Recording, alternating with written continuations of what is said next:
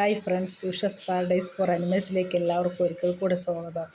ഞാനിന്ന് ഈ വീഡിയോ ചെയ്യാൻ കാരണം, ഇന്നത്തെ ദിവസം ഞാൻ യാത്ര ചെയ്യുമ്പോൾ വഴിയിലെല്ലാം ഒരു ഫ്ലെക്സ് കണ്ടു.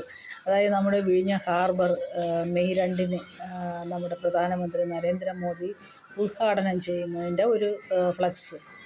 സത്യത്തിൽ എനിക്ക് പുച്ഛമാണോ, അവജ്ഞയാണോ, ദേഷ്യമാണോ, സങ്കടമാണോ, എന്ത് വികാരമാണ് വന്നതെന്ന് എനിക്ക് അറിയില്ല. കാരണം ഇത് ഒരു തവണ നമ്മുടെ സംസ്ഥാന സർക്കാർ, നമ്മുടെ പിണറായി വിജയൻ ഉദ്ഘാടനം ചെയ്ത ഒരു വിഷയമാണ്. അതിൻ്റെ മീതെ കൂടെ വീണ്ടും അവരുടെ ഹുങ്ക് കാണിക്കാനായിട്ട് കേന്ദ്ര ഗവൺമെൻറ്റിൻ്റെ പ്രധാനമന്ത്രിയെ കൊണ്ട് ഉദ്ഘാടനം ചെയ്യിക്കുക എന്ന് പറഞ്ഞാൽ ചിരിക്കാതൊന്നും പറയാൻ വയ്യ. ഇതെന്ത് കുട്ടിക്കളിയാണ്? നഴ്സറിയിലെ കുട്ടികൾ തമ്മിൽ മത്സരിക്കുന്ന പോലെ കേന്ദ്ര ഗവൺമെൻറ്റും സംസ്ഥാന ഗവൺമെൻറ്റും കൂടെ തമ്മിൽ മത്സരിക്കുകയാണ് ഒരു ഹാർബറിൻ്റെ പേരിൽ. യഥാർത്ഥത്തിൽ ഇത് ഉദ്ഘാടനം ചെയ്യാനും ഇതിൻ്റെ എല്ലാ ക്രെഡിറ്റ് എടുക്കാനും ഉള്ള യോഗ്യത ഇത് തുടങ്ങി വെച്ചവർക്കാണ്. പക്ഷേ അവരെ എല്ലാം അവഗണിച്ചുകൊണ്ട് ഇവർ രണ്ടുപേരും കൂടെ കിടന്ന് വടം വലിക്കുന്ന, അതായത് ആരാൻ്റെ അധ്വാനത്തിൻ്റെ ഫലം എടുക്കാനായിട്ട് രണ്ടുപേര് കിടന്ന് അധ്വാനിക്കുന്നത്. ഇവർ ചെയ്തു എന്ന് പറയാം. ഇവരെ കുടുംബത്തിൽ നിന്നൊന്നും കൊണ്ടുവന്ന് ഇവിടെ ആരും ചെയ്തിട്ടില്ല. രാജ്യത്തിൻ്റെ പൈസ, നാട്ടുകാരുടെ പൈസ, നികുതിപ്പണം എടുത്തിട്ടാണ് ഇവരിതെല്ലാം ചെയ്യുന്നത്. എന്നിട്ട് എന്തിനാണ് ഇവർ കിടന്ന് ഈ ഷോ കാണിക്കുന്നതെന്ന് സത്യത്തിൽ മനസ്സിലാവുന്നില്ല. അങ്ങനെ ആണെങ്കിൽ രണ്ടുപേരും കൂടെ സംയുക്തമായിട്ട് ആദ്യമേ തന്നെ ഒരുമിച്ച് ചെയ്താൽ മതിയായിരുന്നല്ലോ.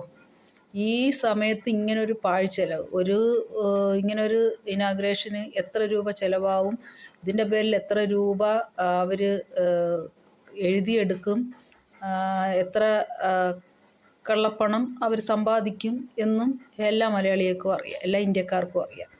അപ്പോൾ ഇങ്ങനെ ഒരു പാഴ്ചെലവ് നടത്തുന്നത് തികച്ചും വിഡ്ഢിത്തം എന്നേ നമുക്ക് പറയാൻ പറ്റുള്ളൂ. ആകെ അന്നത്തെ ആ ഫംഗ്ഷനിൽ, മുൻപ് നടന്ന ആ ഫംഗ്ഷനിൽ രണ്ടുപേരും കൂടെ ചെയ്യണമായിരുന്നു എങ്കിൽ അതിനൊരു അർത്ഥം ഉണ്ടായിരുന്നു. ഇത് രാജ്യത്തിൻ്റെ പണം വെച്ചിട്ട് രണ്ടുപേർ തമ്മിലുള്ള ഒരു അധികാര വടംവലി, ഞാനാണ് വലുതെന്ന് കാണിക്കാനുള്ള രണ്ട് സർക്കാരുകളുടെ ഒരു വടംവലിയാണ് നമ്മൾ ഈ കാണാൻ പോകുന്നത്.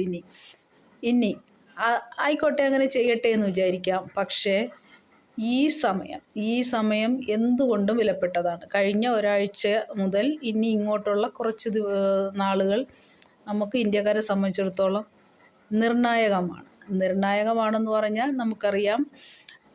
ഭീകരാക്രമണത്തിന് ശേഷം നമ്മൾ എപ്പോഴും വീക്ഷിക്കുന്നത്, നമ്മുടെ ശ്രദ്ധാകേന്ദ്രം എന്ന് പറയുന്നത് ഇനി ഒരു യുദ്ധം പൊട്ടിപ്പുറപ്പെടുമോ, അല്ലെങ്കിൽ ഒരു ഭീകരാക്രമണം പുറപ്പെടുമോ എന്നൊക്കെയുള്ള ഒരു ആകാംക്ഷയിലാണ് നമ്മളിരിക്കുന്നത്.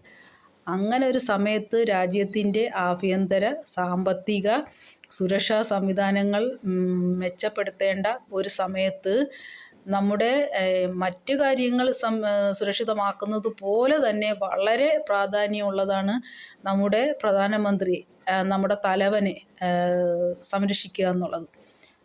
അപ്പോൾ ഇങ്ങനെ ഒരു പബ്ലിക്കായിട്ടുള്ള ഒരു ഇനാഗ്രേഷന് പ്രധാനമന്ത്രി വരുമ്പോൾ അതെത്ര സുരക്ഷിതത്വമാണ്, അവിടെ എന്തെല്ലാം ആഭ്യന്തര പ്രശ്നം പൊട്ടിപ്പുറപ്പെടും, അദ്ദേഹത്തിൻ്റെ ജീവന് ഭീഷണി, അദ്ദേഹത്തെ സംരക്ഷിക്കാൻ എന്തായാലും അമേരിക്കക്കാരുടേതുപോലെയൊന്നുമുള്ള സുരക്ഷാ സംവിധാനമൊന്നും ഇന്ത്യക്കില്ല. അപ്പോൾ അങ്ങനെ ഒരു സാഹചര്യത്തിൽ ഒരു ചാരൻ ഏത് വഴി വേണമെങ്കിലും നുഴഞ്ഞു കയറാം. ചാരൻ എന്തിന്, പാകിസ്ഥാൻകാരനൊന്നും വേണ്ട. നമ്മുടെ ഇന്ത്യക്കാർ തന്നെ പാകിസ്ഥാൻ അനുകൂലികളും ഭീകരവാദികൾക്ക് അനുകൂലികളുമായിട്ടുള്ള ഒരുപാട് ഇന്ത്യക്കാർ ഈ നാട്ടിലുണ്ട്. അപ്പോൾ ഒരുപാട് മലയാളിയുണ്ട്. അപ്പോൾ അങ്ങനെയുള്ള ഒരു സാഹചര്യത്തിൽ, അങ്ങനെയുള്ള ഒരു സമയത്ത് ഇതുപോലെ പബ്ലിക്കായിട്ടുള്ള ഒരു ഇനാഗ്രേഷന് പ്രധാനമന്ത്രി വരുന്നത് എത്രത്തോളം വിഡ്ഢിത്തമാണ്, എത്രത്തോളം നമ്മുടെ സുരക്ഷയെ ബാധിക്കുന്നു. ഇങ്ങനെ ഒരു അവസരം ഇന്ത്യയെ തകർക്കാൻ നോക്കിക്കൊണ്ടിരിക്കുന്ന പാകിസ്ഥാനെ പോലെയുള്ള ഭീകരവാദി രാഷ്ട്രങ്ങൾക്ക് എത്രത്തോളം നമ്മൾ വളം വെച്ചു കൊടുക്കുന്നു എന്നുള്ളത് നമ്മൾ ചിന്തിക്കണം. ഇങ്ങനെ ഒരു സമയത്ത് ഇങ്ങനെ പ്രധാനമന്ത്രി ഉദ്ഘാടനത്തിനെന്ന് പറഞ്ഞ് ഇറങ്ങി നടക്കുന്നത് ഒട്ടും പ്രായോഗികമല്ല എന്ന് തന്നെയാണ് എൻ്റെ വ്യക്തിപരമായ അഭിപ്രായം. നിങ്ങൾക്ക് നിങ്ങളുടെ അഭിപ്രായം എന്താണെന്ന് പറയാം. കാരണം ഈ സമയം, അവരത് തിരഞ്ഞെടുത്ത ടൈം ആണ് ശരിയാവാത്ത. രണ്ടും ശരിയല്ല എങ്കിലും നമുക്ക് ഈ സമയം ഒട്ടുമേ അതിന് ആപ്റ്റല്ല എന്ന് തന്നെയാണ് എൻ്റെ വ്യക്തിപരമായ വിശ്വാസം. ഇത് എന്തെല്ലാം കാണണം, ഇതിന് അല്പനൈശ്വര്യം കിട്ടിയാൽ അർദ്ധരാത്രി കുട പിടിക്കും എന്ന് പറയും. പിന്നെ കുറേ പഴഞ്ചൊല്ലുകൾ ഓർമ്മ വരുന്നു. അതൊക്കെ പറയാൻ പറ്റൂ. എന്തായാലും വിഡ്ഢിയുടെ കയ്യിലായിപ്പോയില്ലേ നമ്മുടെ ഈ ഗോഡ്സ് ഓൺ കൺട്രി. അനുഭവിക്കുക തന്നെ, അത്രയേ ഉള്ളൂ.